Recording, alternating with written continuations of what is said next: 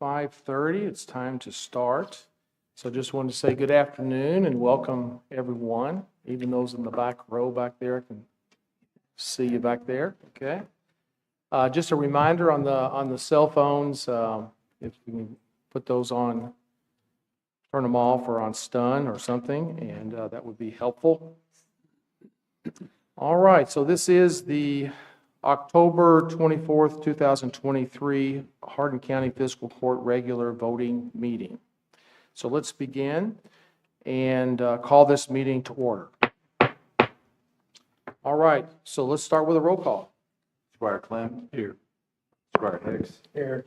Squire Muse. Here. Squire Pennington. Here. Squire Saltzman. Here. Squire Thompson. Here. Squire Whitehead. Here. Squire Yates. Here. Judge Tall. Here. All right, next we'll have our invocation by Magistrate E.G. Thompson and Pledge of Allegiance by Magistrate Larry Hicks. Would you pray with me? Father God, we just praise you for the blessing of this time. Lord, when we walk through the sunshine, feel the warmth, we're reminded that that is from you, and that you have all things in hand. Father, we pray today that you would turn our hearts and our minds to the business that we should be about for Hardin County. God, we thank you for your blessing on this county, the state, and our nation. Lord, we pray that you would continue to exert or extend your mercy to our land, as we often find ourselves not where we need to be with you. We pray, Lord, that you would provide protection and care for those who love you throughout the world. We thank you so much for those who step forward to stand for what is good and right. Bless them, Lord, and protect them. Encourage and strengthen them. In Jesus' name. Amen. Pledge allegiance to the flag, United States of America, and to the republic for which it stands, one nation, under God, indivisible, with liberty and justice for all.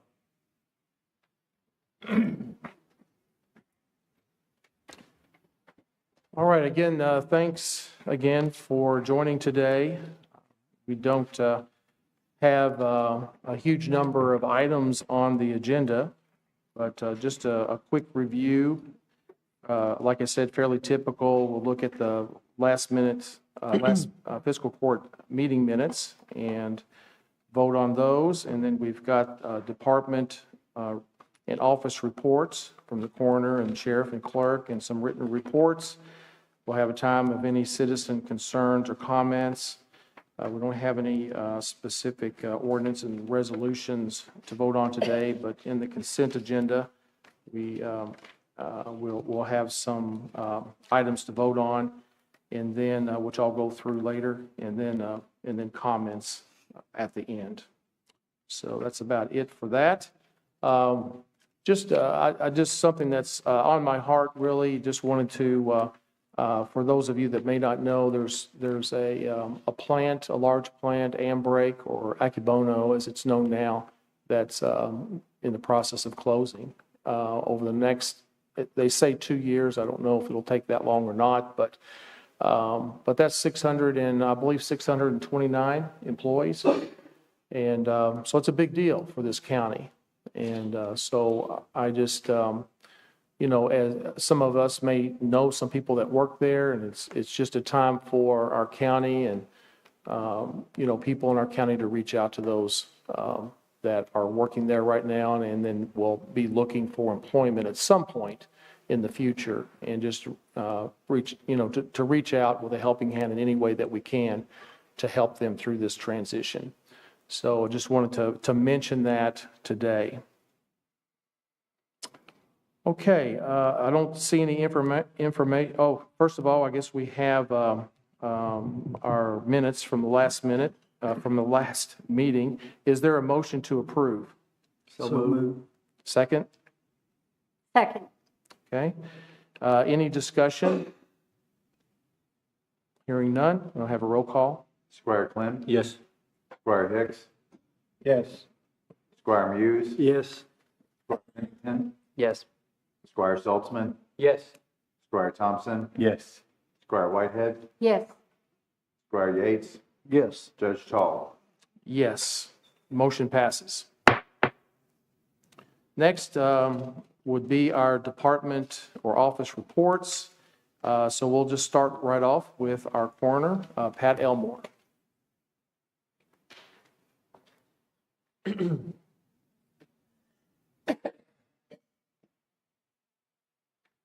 Good evening, Judge, members of the court and the audience. Always a pleasure to be here. We want to cover our August and September readout for this report. In August, Just to check real quick, is that microphone working okay? test. Okay, You just hear kind of okay? pull it towards your mouth. People Just- typically don't have trouble hearing me, but we'll go ahead anyway. For August, we had Thank you. 86 cases that we worked, 6 accidents, 2 motor vehicle collisions. I feel like a broken record when it comes about talking about our overdoses, but we had a oxycodone and alcohol, methamphetamine, and of course we get into the methamphetamines and the fentanyls. 1 homicide. We're still pending autopsy on one of our cases undetermined and 78 naturals. For September, we worked 88 cases, 11 accidents. It was a busy month, as you know, for accidents. We had 2 falls that resulted in deaths, 5 motor vehicle collisions, and we get into the overdoses. And again, you see the fentanyls and very pure fentanyls and stuff like that. Suicides, we had 2 and 75 natural. Our manners of death, again, to date, we have 57 accidents. Homicides have already took a surge this year with 6, and then with suicides, that's a number that continues to climb. Again, it's, as we've reported in our last meetings, it's something we're trying to track. There's really no rhyme or reason to those. Again, on our cremations, you're going to see we've signed 380. Autopsies for the year are 22. And then, of course, our transports are 112. Next, overdoses. Again, like I said, we seem like we talk about those a lot, but those are continuing to climb. We're working on some different things in the county as far as kind of track those, and we're having some other meetings tomorrow. So we'll update y'all as information becomes available. These are the residencies. Again, Elizabethtown is our biggest number, followed by Radcliffe, and it kind of follows according to population down. And of course, we had a few more out-of-state and out-of-county deaths this year already. So again, some of those are accidents on the interstate and so. Are there any questions? And I'm curious about the suicides, 19 suicides. Do you see a pattern in age or any kind of? No, ma'am, really, we indication? haven't. Like I reported a couple meetings ago, we used to track those. It seemed like it was under the age of 30. Now that number is kind of creeping up a little bit. You know, it's around 40, 41. So, you know, that's something, it's unfortunate, it's hard to track. You know, you don't know it. We can't begin to understand what's in somebody's mind, but we just don't know right now. But yeah, the age has increased somewhat on that. So. Yeah. One informational thing, Magistrate Clem asked me, we talked about Kratom a couple of sessions ago, and we were talking about some of the states that had outlawed it. Alabama, Arkansas, Rhode Island, Vermont, and Wisconsin. Those are states that have presently outlawed Kratom. So if you want to, and I know Brian mentioned to me, he'd kind of looked at some of those items too, as far as different states, but that's something we'll continue to watch. So far, we haven't had any more of those, but obviously we're going to continue to watch them. Any other questions? Thank y'all very much. Thank you, sir. Thank you. Next presentation is our Sheriff, John Ward.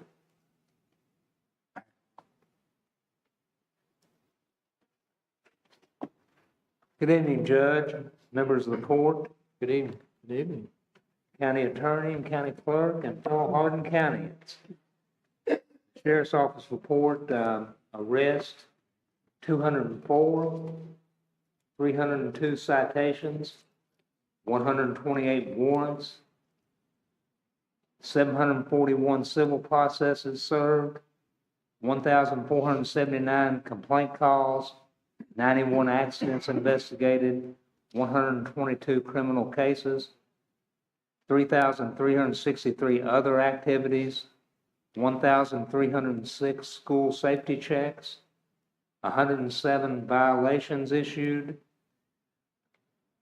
1,950 warrants or attempts to serve on warrants.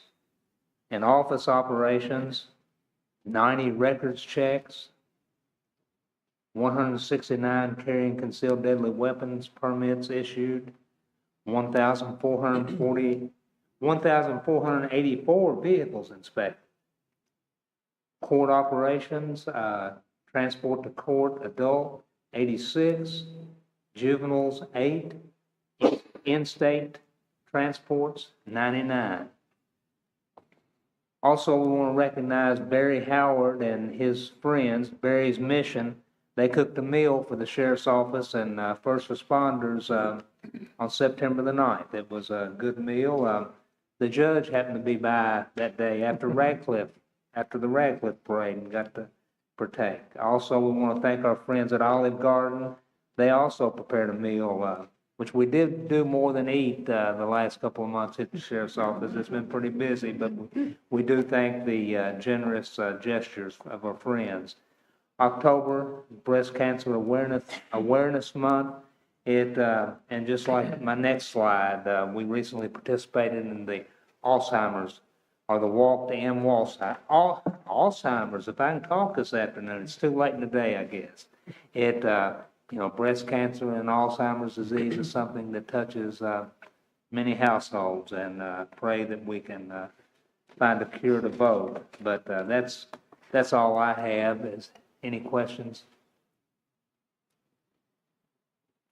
Thank you. All right. Thank Thank you, you. Sheriff. Appreciate it, Sheriff. All right, next is our clerk, Brian Smith. Good afternoon. Afternoon. I'm going to move through this pretty quickly because the clerk's about to lose his voice. I've been lecturing everybody I can get in front of to turn around and vote, so my voice is cracking. This is the fees and commission report that Fiscal Court is used to seeing.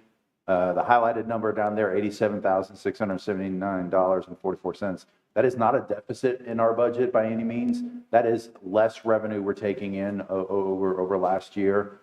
So we're staying within our budget. I feel very good about where we're going to end for our year-end report in terms of our fiscal responsibility with the tax dollars that we're entrusted with. But I do want you to know this is a reflection, I think, of our economy. Next slide. General election information. Hardin County has 87,410 registered voters.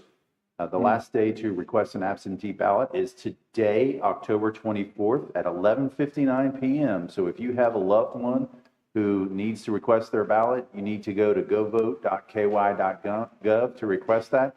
It's a simple process, and then we'll be the ones that actually send out the absentee ballot to them. And I did get this question a few times during this period. Those must be sent out by mail. You can't come and pick them up at the office, but that's a common question we saw this time. By law, they have to be sent by mail. Those absentee ballots must come back to our office no later than 6 p.m. on election day. You cannot turn them into any other polling location. They must be in the clerk's office. You can drop them in the mail. We have drop boxes inside and under surveillance in our office through both doors. As we move into starting tomorrow, Wednesday, October 25th through November 1st, we're doing in-person excused absentee voting. This is not something that's new. This is not a post-COVID expansion of voting. These dates have been on the books for years. It allows those folks who, through age, illness, or disability, cannot vote on election day. That could be as simple as not being able to stand in line for long periods of time. It could be other mobility impairments.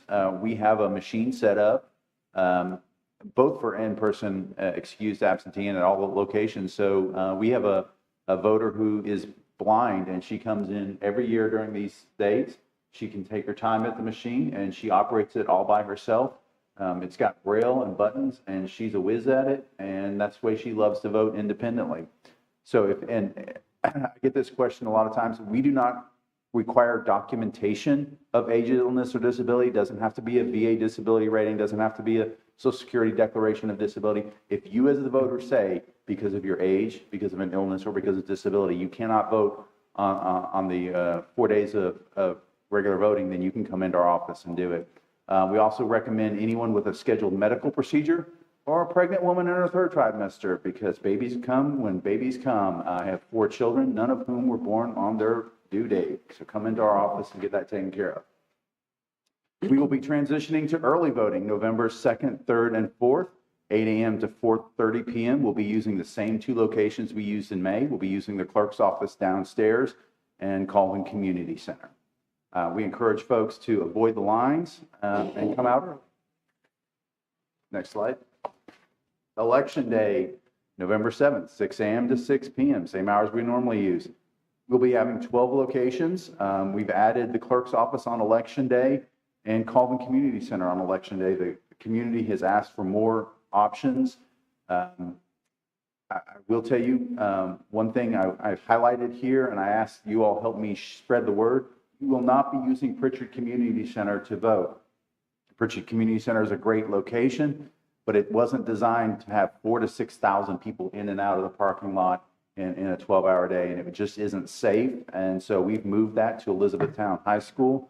The good thing is, if you show up at Pritchard and you weren't aware of that, you are either a 4-minute, 5-minute, or 6-minute drive to the nearest location.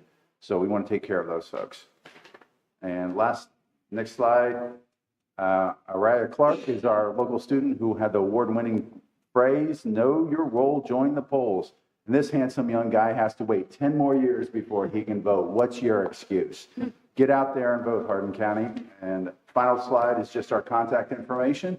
The state is predicting Secretary of State is predicting 40 to 42% turnout.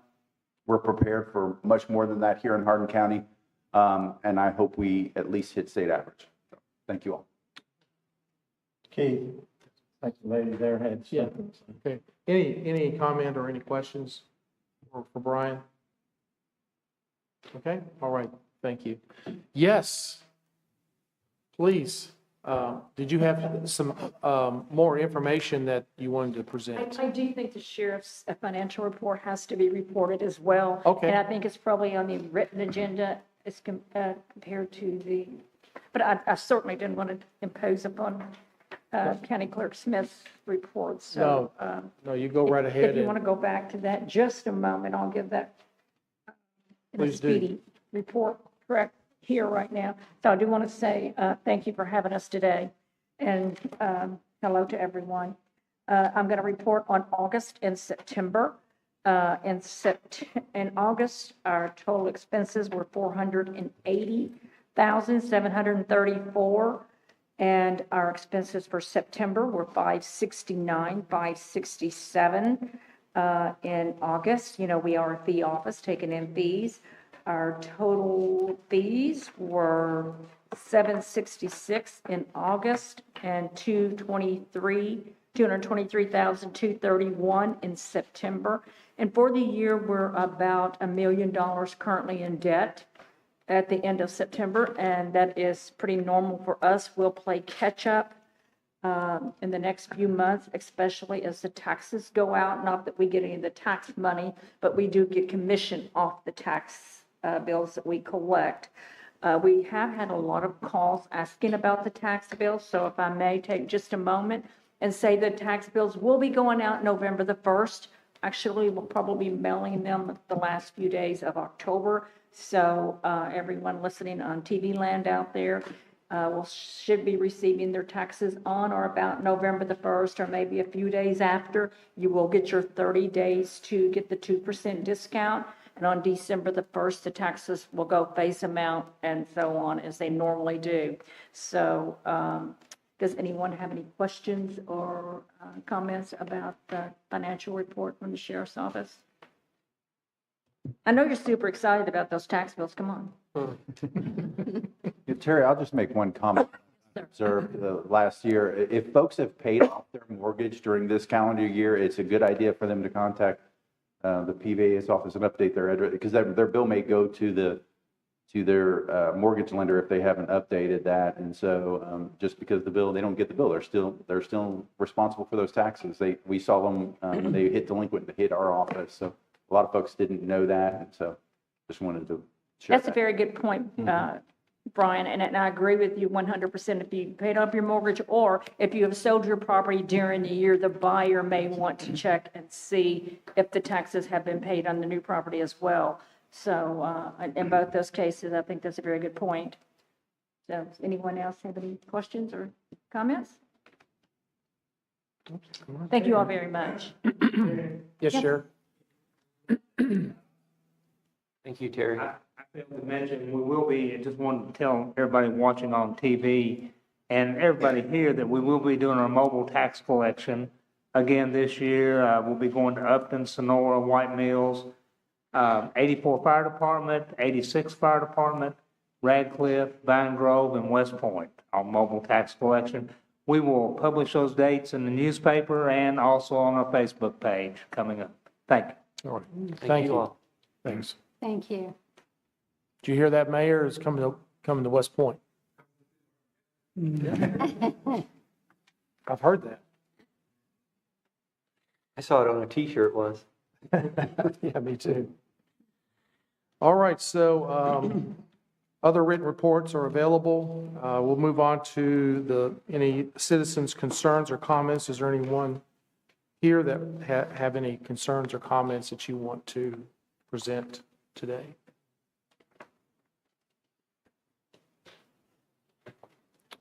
And if you'll just state your name and where you live. My name is Dina Embry, and I live at 2025 La Follette Road, New Haven, Kentucky. That is in Hardin County. I'm just here today to do a follow-up on what I brought and presented to you all a couple of weeks ago about our trash pickup with Hardin and LaRue. LaRue does half of our road, and Hardin does the back half that picks up the Hardin County end of the 2-mile road. And I was just wanting to find out if there was any discussion between the judge and the magistrates here. Thompson, you are a magistrate out there. I didn't know if you had any desire to talk with, I can't remember her name there at the trash. Stephanie? Stephanie Gibbons, yes. I didn't know if you all had We've set up talked. anything to talk with her or not. We've talked before several times. Okay, have you all come up with anything, or I is there any have type of No solution? resolution to it at this point because it would involve the two waste companies. Right. And their I did agreement. bring Judge Tall a letter that the last one we received was in June of 2019 from Jenny, I believe. And it was where the community theirself would either have to pay to get this annex of the 1 mile of Hardin annexed into LaRue, and that's not something that we're really desired to do. But if it could happen, it would be fine. That is something that, there's only 14 residents out there. There's no way that we can afford to pay to have that put on the ballot, to have it voted on. The second solution would be to have both of the companies to come to some type of an agreement, a contract thing, and we would still all be billed with the Hardin County, and they would work out some kind of resolution to get the payments sufficiently and rendered to who, where it needed to be. And I was just kind of doing a follow-up on any of it. As of yet, there's not been any move toward agreement there. Okay, do you know if there's any type of dates or anything that you've been able to talk with? Okay. If you could give me a call sometime and let me know, we'll discuss it. And in the meantime, I will talk with Stephanie Gibbons. Sure. And I'll give her another phone call and let her know that we, brought this up to your all's attention.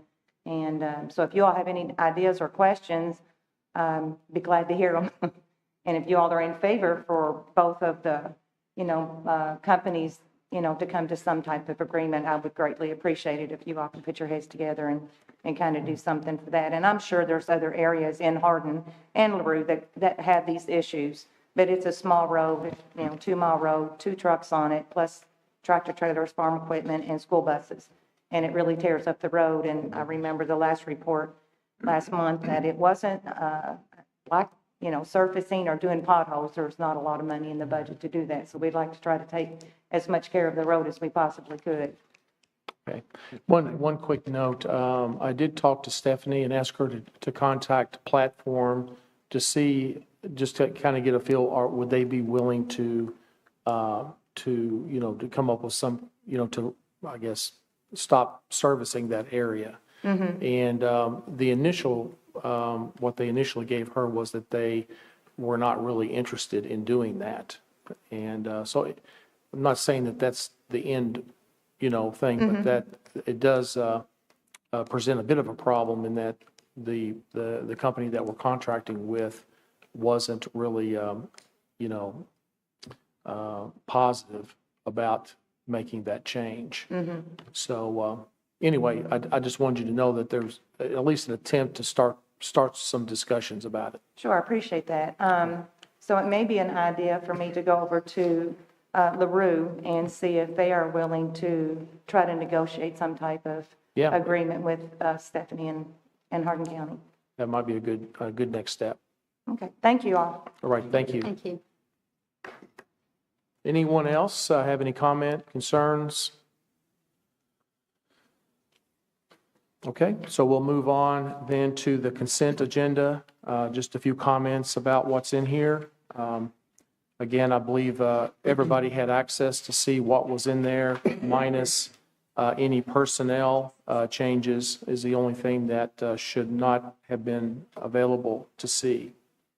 But the first three items, of course, are all the treasurer's financial report, October claims batch, and September payroll with registers are all financial types of items that we need to approve, along with item K, which is resolution 219 that relates to approval of some financial transfers that need to be completed. Item D and F are resolutions 212 and 214 regarding EMS and E911 personnel, basically some hiring and some changes that are occurring in those two departments. Resolution 213 is relating to approval of a finance department job description. This is specifically an occupational license tax clerk. And so this person will help in the collection of these taxes in the current location of this occupational or what's the correct term maybe? Is it occupation? Industrial tax that is being collected this year. And we need some help to be able to do that more efficiently.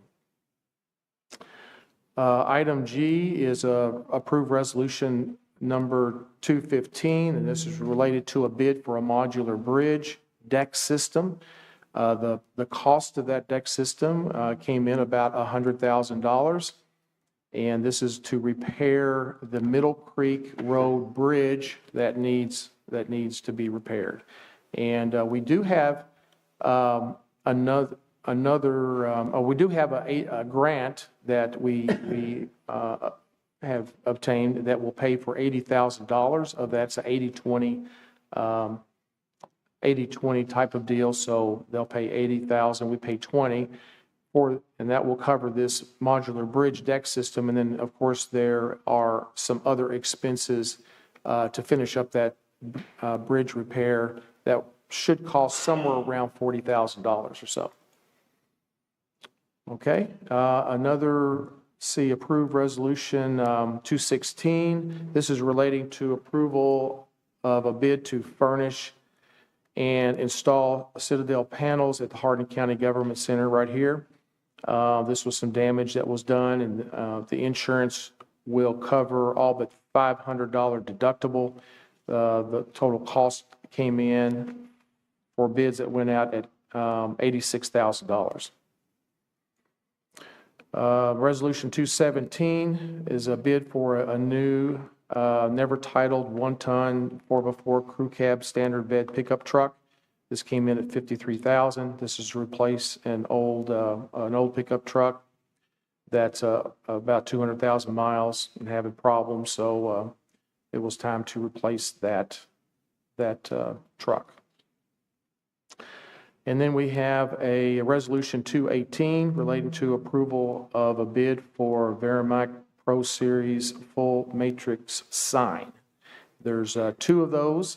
This is paid for by a grant that Stephanie Gibbons was able to obtain, and that came in at about $44,000. Then we have the 4 different committee minutes for this, for last week that we'll be approving also. And that covers the consent agenda. Is there a motion to approve? So moved. Second? Second. Is there any discussion around any of these? Very pleased with being able to do something about the Middle Creek Road Bridge. Yeah, It's been a need for some time. that's a big one. Yeah, you know, that bridge was getting in pretty bad shape, so this is great to be able to replace it. Any other discussion? If not, then we'll have a roll call. Squire Clem, Yes. Squire Hicks, Squire Muse, Yes. Squire Pennington, Yes. Squire Saltzman, Yes. Squire Thompson, Yes. Squire Whitehead, Yes. Squire Yates, Yes. Judge Tall. Yes, motion passes. Okay. All right, so we'll move on to any final comments. Our county attorney, do you have anything? I think just on a personal level, I wanted to thank several of you in the room. My husband and I were in a serious accident. I think I've shared with most people a couple weeks ago, and I just want to thank the sheriff's office who worked the wreck, the coroner. Never been so happy to see the coroner who put his arm around me and asked me if I was okay, and I really appreciate that. And he took us from the scene. I got to ride up front instead of the back, which I'm very thankful to God for. So thank you, and Joey Scott as well, who I told him the last time I saw him, he was taking my suitcases down I-65. So I appreciate that. I don't like to be on that end of your work, but you do an excellent job, and it was a reminder of a lot of things, but how important it is just to ask somebody if they're okay. So I appreciate all you all doing that. So thank you. We're very thankful that you're back. Thank you. All right, so how about our county clerk? You have anything further? All right. Let's, how about Magistrate Chris Yates? Judge, I have just a couple things. Okay. This Friday, Signature Healthcare in Radcliffe is having a trunk or treat from 5 to 8. This Sunday, the city of Radcliffe will have their trunk or treat along with a pumpkin carving contest. That'll be from 5 to 7. And then the city of Radcliffe has set their trick or treat times, and that's from 5 to 8 on the 31st. All right, very good. Sounds like lots of good activities. Yes, sir. Magistrate Kenny Saltzman. The only thing I have, Judge, is last court, I wore pink for breast cancer awareness. Today I'm wearing purple for National Domestic Violence Awareness Month. I just want to let everyone know domestic violence, we're intimate partners, it's also called. It's just, I would like everyone here to be with me on this, that it's just not tolerated here in Hardin County. We should not do that. If you are in a crisis situation, you can dial 988 or text 988 and you can get help. That's all I have. All right, thank you. Magistrate Patsy Whitehead. Yes, thank you. Just want to recognize the Bob Owsley family. Our community lost a great gentleman here recently in the passing of Bob Owsley, who some people call him Mr. Cecilia Banks, some people call him Mr. Cecilia. I call him Mr. Hardin County and friend to all. And he's going to be dearly missed by many of us. I just want to send condolences and prayers for the Owsley family in his passing.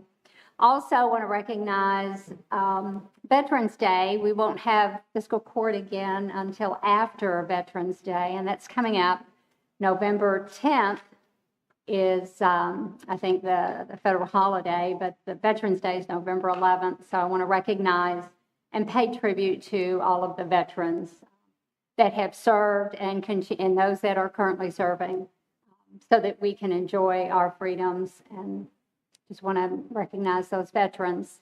Larry, you're one of them, and I think, Fred, I think we have some other fiscal court members. Thank you for your service, and thank you to all the veterans. Thank you.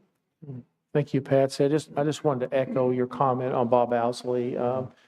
I don't remember a time that I didn't know him. I grew up with him, and he is one of the he was one of the men in my life that I always looked up to.